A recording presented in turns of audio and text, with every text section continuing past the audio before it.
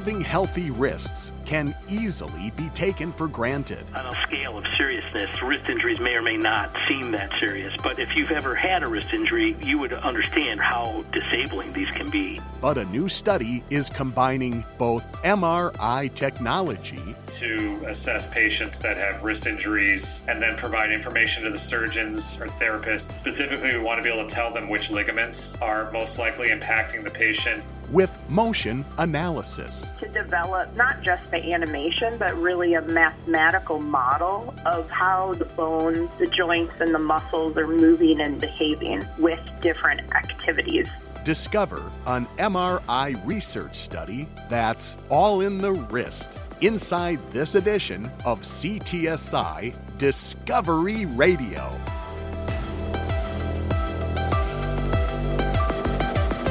Welcome to CTSI Discovery Radio. I'm your host, Brian Belmer. CTSI Discovery Radio is brought to you by the Clinical and Translational Science Institute of Southeast Wisconsin. The CTSI is a consortium of researchers, doctors, scientists, and others representing 8 institutions, including the Medical College of Wisconsin, Milwaukee School of Engineering, Marquette University, the University of Wisconsin-Milwaukee, Children's Wisconsin, Froedtert Hospital, Versity Blood Center of Wisconsin, and the Zablocki VA Medical Center. The CTSI works collaboratively across all of our member institutions. Our mission is advancing health through research and discovery. Our show today focuses on a study using MRI technology to better diagnose and treat conditions of the wrist. But before we get to that, let's learn a bit about our wrists. We all have them, 2 to be exact. But what do they consist of? And how important is wrist health? We asked an expert. Dr. Stephen Grindell is a professor, Department of Surgery, Division of Orthopedic Surgery at the Medical College of Wisconsin, and an orthopedic surgeon and division head of hand and upper extremity surgery at Froedtert Hospital, who begins by observing that having strong, healthy wrists is something that, well, frankly, we sort of take our upper extremities for granted. A person's wrist can look quite normal, but could really have a disabling injury that could affect their life. Meaning even a small wrist injury can disrupt life in big ways. A small sprain to one of the ligaments in the wrist can make it difficult for you to participate in activities that would require motion or force generated across the wrist.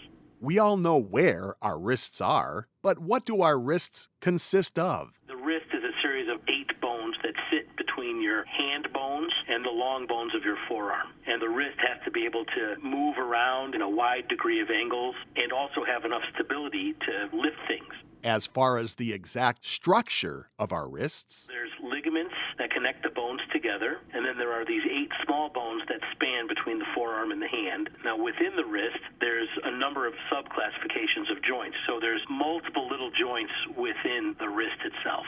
Dr. Grindell says wrist conditions generally fall into 2 classes: degenerative changes and injuries. Looking first at degenerative changes, this essentially is a form of arthritis, and these usually occur in young, healthy people after a trauma, so they could have a significant ligament sprain or a fracture of one of the small bones of the wrist, which can lead to pain and weakness and limited range of motion. So is degenerative change synonymous with arthritis? Well, not entirely. If you could see a simple x-ray of a wrist and you see what we're terming degenerative changes, that is arthritis.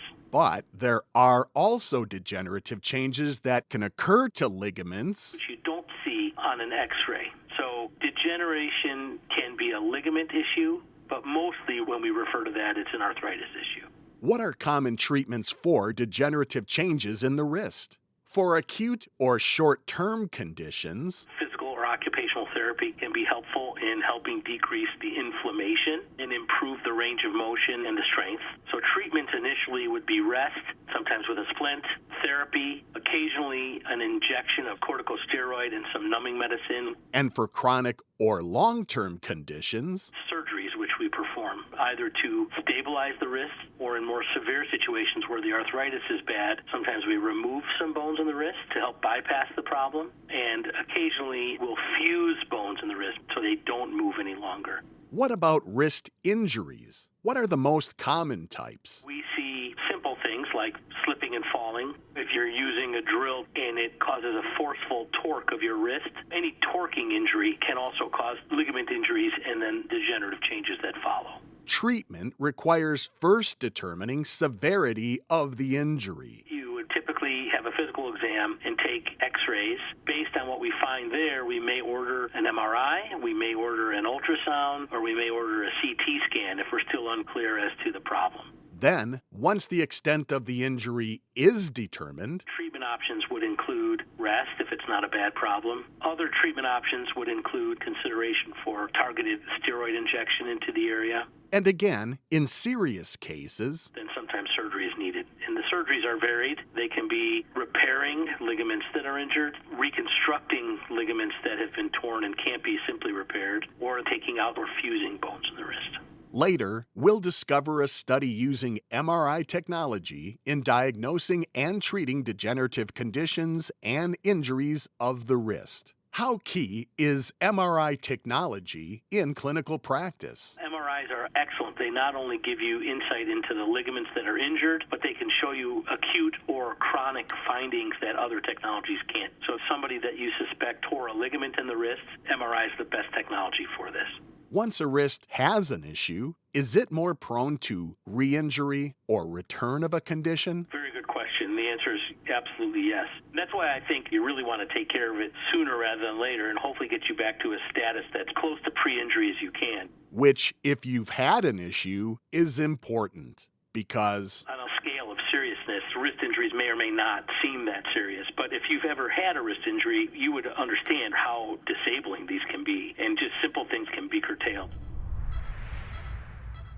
With a better understanding of the form and function of the wrist, let's now discover an ongoing research study of the wrist utilizing magnetic resonance imaging, or MRI technology. Dr. Kevin Koch is a professor and co-vice chair of research, Department of Radiology, and executive director of the Center for Imaging Research at the Medical College of Wisconsin, who says this study is designed to develop methods for quantitative kinematic profiling of moving joints using MRI. And ultimately, it's kind of like an MRI movie of the wrist to look at how bones within the wrist are moving relative to one another. He says MRI technology is the key to this study because MRI is the gold standard for advanced orthopedic assessment for this type of a dynamic analysis of the wrist bones. We were able to create some simple and easily digestible dynamic imaging reports of how the carpal bones in the wrist are moving using conventional clinical MRI equipment. The study has 3 specific aims. The first aim of the project was to see if we could develop an MRI acquisition and processing approach that would allow us to collect the data and track how these carpal bones are moving within the wrist, because that had never been done before. The second aim, to see if we could correlate what we were seeing in the MRI motion with conventional motion capture measurements. We'll hear more about that later on this show. The third aim of the study is to collect MRI data and the motion capture data on people that don't have any known wrist issues. We just wanted to see how consistent and how the basic profiles would look like in people without any type of pathology. So we just wanted to set a baseline. Which means this study utilized healthy patients. Because we're just trying to develop what the technology can do and whether or not it's going to be useful. Although a smaller pilot study was conducted as follow-up that recruited subjects that had clinically diagnosed wrist injuries to check and see if there were some obvious differences in the dynamic measurements that we were making. all of which sets the stage for a proposed future study looking at patients that have wrist instability. And within that, we're even going to look at scapholunate instability, the most common form of instability in the wrist. Dr. Koch says the current study gathers quantitative movement of joints using kinematic joint profiling, which is basically a plot or a graph in time of how a given bone moves during a typical wrist motion cycle. In order to develop those profiles, you need to come up with some characterizations of the bone's movement. He and his team specifically look at how the bones translate, i.e. how they move sort of within space, also how they rotate during motion. And then you plot those changes as a function of time, and that gives you a profile of how the individual carpal bones are moving. How does kinematic joint profiling provide better quantitative measurements in moving joints by using MRI technology? Imagine we had a patient and they had some speculated ligament damage. You can have partial or complete tears of those ligaments, and if you don't treat it, it can lead to further damage and cartilage loss and other things. Traditionally, doctors would look at possible instability in the wrist just using standard radiographs, and then they would go to an MRI. Because the MRI has really nice soft tissue contrast, they'd be able to look at different ligament ruptures or tears. But the traditional diagnosis process provides limited insight on how those different ligaments and the ruptures that are there are going to impact this instability pattern that the patients see. This creates quite a conundrum for the physicians and the surgeons because they can see there's pathology there, but they don't quite know how to address that pathology in order to fix the instability they're seeing. And sometimes they don't really see it. However, dynamic imaging using kinematic joint profiling has the potential to isolate sources of wrist instability. We can identify patterns where if a bone is moving a certain way, it means this ligament over here is damaged, and that is what is driving the instability pattern. And that will then give surgeons information on how to move forward and treat that patient rather than just chasing the obvious things on the static imaging. Therefore, it's hoped that study data leads to better diagnoses, treatments, and outcomes for wrist conditions and injuries. The static imaging technologies that we have, they're not necessarily going to show us the key piece of information causing the instability in these wrists. This dynamic approach we have could potentially give them the information they need to manage those conditions. This study Dr. Koch is co-leading has two parts. The first part requiring participants to undergo an MRI of their wrists. What exactly is an MRI? MRI stands for magnetic resonance imaging. It's a type of medical imaging that's used to diagnose or monitor a lot of different conditions in medicine. What does having an MRI involve? Patients are going to have to lie within a powerful magnetic field created by superconducting electromagnets. That's the tube in an MRI scanner when you go in. How does MRI technology work? We use radio frequency pulses, and we use smaller electromagnets to encode signals from the magnetism of molecules in our body. The electromagnets rapidly switching their currents in order to encode signals that we're using to localize the magnetism within the body. We then take that data and we do some complicated mathematics on the magnetic signals that we're measuring, and we create images of the tissues and the bone within the body. Doctors can then use these images of structures inside our body to diagnose and monitor a lot of different conditions. MRI is generally considered to have the best tissue and bone contrast of all existing imaging modalities right now. Is MRI technology safe? Short answer, yes. MRI is non-invasive, safe, and painless. It does not use any ionizing radiation. X-rays, CTs, and PET imaging technologies, those all use ionizing radiation. MRI does not, which makes it very optimal for research studies. And he, of all people, knows MRIs are safe. It's totally safe to be in there. I can't tell you how many hours I've sat in MRI scanners. And if there was something dangerous about being in an MRI scanner, I certainly would be vulnerable to whatever those risks would be. How long does an MRI take To get good imaging, A typical exam lasts for about 30 to 90 minutes. We had participants in for about 60 to 75 minutes within this research study. but while MRIs take a bit longer, it's hoped kinematic joint profiling is a better method for gaining superior imaging data. We were able to create some simple and easily digestible dynamic imaging reports of how the carpal bones in the wrist are moving, and we could do that using conventional clinical MRI equipment. And that type of technology could eventually be used to assess, treat, and follow up on patients that are suffering from a lot of different types of wrist instability. Leading to improved clinical workflow and outcomes. Ultimately, we want to use this method to assess patients that have wrist injuries and then provide information to the surgeons or therapists. Specifically, we want to be able to tell them which ligaments are most likely impacting the patient and what could be done to address the problem. Dr. Koch says MRI technology has come a long way compared to where it began in the 1980s. And interestingly, Freighter had one of the first MRI scanners in the clinic, so this campus has been involved since the very beginning. MRI scans since that time have increased in their resolution, still not fast enough, but we also are providing a lot more quantitative data. So now instead of just seeing pictures, we can actually provide numbers. In fact, it's this data collected that's most useful in the MRI wrist study. With the wrist, we're not just providing pictures. As a matter of fact, the pictures aren't very valuable from what we do. What we're providing are actual numbers that are characterizing what those carpal bone motions look like and what they're doing. Dr. Stephen Grindell agrees that this study and its outcomes are indeed important. MRI has evolved in my career for sure, and it's getting to be incredibly accurate. Because the bones and the ligaments in the wrist are so small, former MRI technology wasn't quite as sensitive or specific enough to help tease out more subtle issues. This study is going to help us understand much better normal and abnormal anatomy to help correlate it with the clinical picture.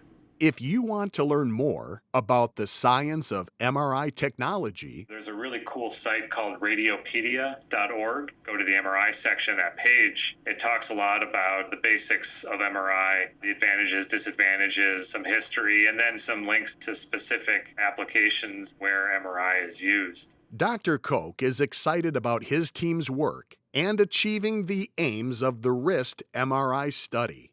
And for good reason. It's working. Not everything works out as planned. Some of these concepts don't work out the way that you had hoped. This was one of those projects that worked. There was no preliminary data. This was an idea, and we really didn't know if this was going to work or how well it was going to work. So we're really excited to be something that has some potential to be used in the clinic. Next, we discover the second part of this study, which takes the MRI kinematic joint profiles and data and compares it to a complete motion analysis done on the wrists of each study participant. This part of the study is being conducted at the University of Wisconsin-Milwaukee's Mobility Lab. Dr. Brooke Slavens is the director, who tells us the Mobility Lab's full and official name. Analysis for Biomedical Innovation and Technology Laboratory. So I wanted it to really encompass all of what we do, but also be something simple that everyone can remember and relate to through mobility. And she continues by explaining exactly what the lab is all about. The Mobility Lab is a UWM academic research lab focused on improving health and function of individuals with orthopedic and neurorehabilitation conditions, engaging all different clinical partners, trying to enhance health and improve quality of life of individuals. The laboratory's team does all of this with a very clear mission. Our mission is to apply translational research through advanced technology to improve health and function of different persons with disabilities. Really looking to apply the latest quantitative rehabilitation engineering technologies to help someone better their life. The lab carries out their mission by guiding patients in both setting and achieving important goals. Most of our work studies the shoulder, arm, and hand, and we use different biomedical and rehabilitation engineering applications to look at movement, function, and pain to really help individuals get back to their normal activities after they've gone through a surgery or have maybe a long-term type of medical condition. So we're trying to help individuals get back to what they like to do and lead a healthy life. How and when did the UWM Mobility Laboratory come into existence? The Mobility Lab started in 2014 through an effort by the UWM Foundation. They developed the Innovation Campus, and this was developed to really stimulate and accelerate biomedical research and innovation in Milwaukee. It was founded to really help merge and work together with business and industry as an academic research lab of UWM. However, while it's an important part of UWM, the Innovation Campus, including the Mobility Laboratory, isn't on the UWM main campus, but instead, its location is a very central location in the Milwaukee County Regional Medical Center. And this is a really fantastic location to be. We're in really close proximity to all of our clinical collaborators, including Froedtert and the Medical College of Wisconsin, Children's Wisconsin, and also the Milwaukee VA Medical Center. This geographical proximity to collaborative partner institutions is key to the laboratory's research. Not only because it's kind of a high-profile, high-tech place to be, but it's really engaging for our patients, research participants, as well as their families. And this is a great central location for us to be, and is important really for the clinical and translational research that we're doing so that we can be physically close to our collaborators. So it really makes it easy for everyone to be here. Including for this wrist MRI study. After undergoing an MRI of their wrists, study participants go to the Mobility Lab for a complete motion analysis of their wrists. Motion analysis is a comprehensive analysis measuring and recording movement. For this study in particular, we're looking at movement of the wrist, both in those with wrist pain or wrist instability, and also with healthy individuals to allow us to compare differences between the two. So we're using motion analysis to determine normal movement or abnormal movement patterns of the wrist and the hand.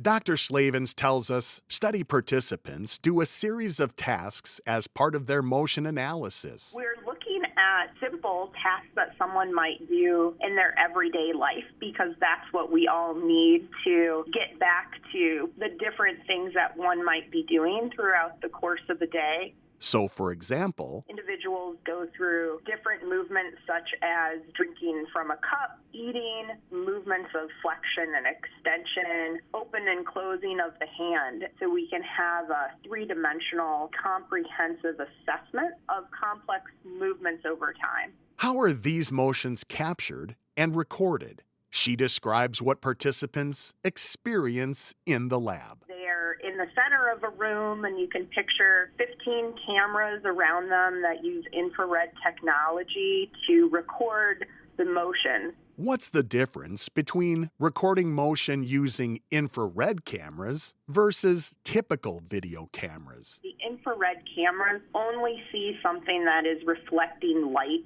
back to the cameras, so it doesn't record anyone as we would normally see in a photograph or standard video taken from your phone. Instead, the infrared cameras see different reflective sensors placed on the study participant. We strategically tape markers onto bony locations, and the camera system can locate that point. We use different sensors to measure movements or even forces of the body through our muscles and our bones. So the cameras can capture anything from the feet up to the head. And in addition to measuring motion, sensors measuring another critical component. Pain is another primary symptom of the diseases that we study, and particularly with the wrist. It's important that you're pain-free. So we also look to see if there's different movements correlated to pain that someone might want to stay away from, but then once you rehab yourself, you could engage in those activities pain-free. If this type of motion sensor technology seems familiar, it probably is. Motion analysis itself is the same technology a lot of us have seen in filmmaking for CGI effects. Avatar or Star Wars are great examples of that. But whereas Hollywood uses the technology to let you see things you're really not, in this application, motion sensor technology helps doctors see what the human eye cannot. With visual observation alone, it might look as if we're normal or you may not have pain, but there actually could be an underlying dysfunction of the bones or the joints that this system would be very sensitive and really good at detecting that we may not be able to visually see or observe ourselves, thereby allowing this portion of the study to work hand in hand with the MRI portion. So it gives us some more powerful information than what we could obtain just by looking at someone move their wrists.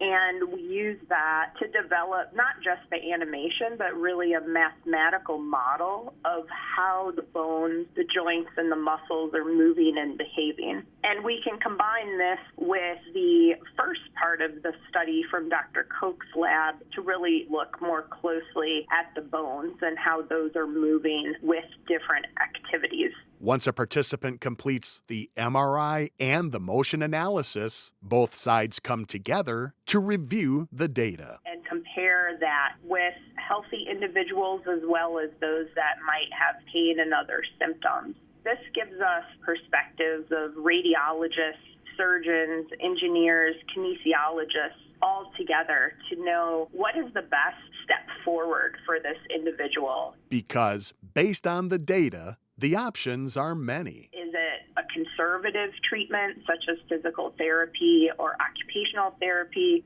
or is it surgical? Or is it just more strengthening and activities or activity avoidance? This type of comprehensive wrist motion assessment. And at that point, participation in the study is complete. It's really easy for participants to be a part of our work. We only have them come to us once, and we can do a full comprehensive session within about an hour to an hour and a half, and there's no additional follow-up required of the study. In addition to this study, the Mobility Laboratory is currently conducting several other studies. One of our primary areas right now is looking at wheelchair users and how we can help prevent them from having secondary medical conditions resulting from using a wheelchair repetitively. So we are working with kids and adults with spinal cord injury, spina bifida, or other conditions of the spine. Dr. Slavens wants everyone to know that when it comes to treating injury or pain, you have options. There's always a path for improvement and change. There's a lot of new technologies for enhancing and preventing different injuries and ailments. Identifying dysfunction or treatment progress can really help move you towards the most favorable path for treatment. There's many options beyond surgery. Don't hesitate to reach out to us to get ideas of other more conservative methods for moving forward. And even if you're 100% healthy, get involved in research. You will get introduced to new methods and cutting-edge technologies. And this is something that I think is really powerful, especially because of the CTSI and all of the resources that we have. We really want to work with everyone to help enhance your life. That's all the time we have for this edition of CTSI Discovery Radio. As always, thanks to all of our guests for appearing on today's show. Dr. Stephen Grindell, Dr. Kevin Koch, and Dr. Brooke Slavens. I hope you've discovered something by listening to today's show, and I'm doubly hopeful that you'll join us again next time. CTSI Discovery Radio airs the third Friday of every month. Make an appointment on your calendar and join us for each episode. On behalf of the Clinical and Translational Science Institute of Southeast Wisconsin and all of our affiliate partners and members, I'm Brian Belmer, wishing you happier, healthier days ahead. For more information about research, or to listen to the podcast of this or any of our shows on demand, please visit our website at ctsi.mcw.edu. CTSI Discovery Radio is written, produced, and hosted by Brian Belmer in collaboration with WMSE Radio. The CTSI and this program are under the direction of Dr. Reza Shakir.